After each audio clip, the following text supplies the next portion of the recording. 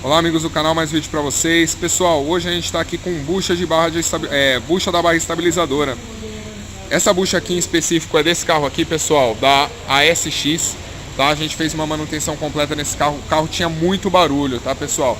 E aqui, visivelmente aqui pelo vídeo vocês não vão conseguir perceber muito, mas isso daqui é um dos fatores que cria muito rangido dentro do veículo, tá, pessoal? Pra quem não sabe, essa bucha fica na barra estabilizadora e quando ela cria um desgaste, que ela vai ficando mole, a própria barra estabilizadora, que ela acaba ficando fixa, ela começa a correr e fazer barulhos, criar barulhos e rangidos dentro do veículo.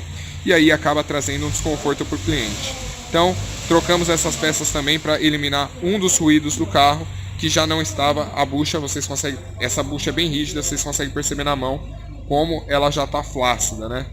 Então, fica essa dica para vocês. Se você tem barulho, não sabe o que é, traga seu carro à nossa oficina, pessoal. A gente vai fazer um diagnóstico para vocês totalmente gratuito e resolver o seu problema, tá certo? Fica nessa dica. Para quem gostou do vídeo, deixa o joinha, para quem não se inscreva no canal e até o próximo vídeo.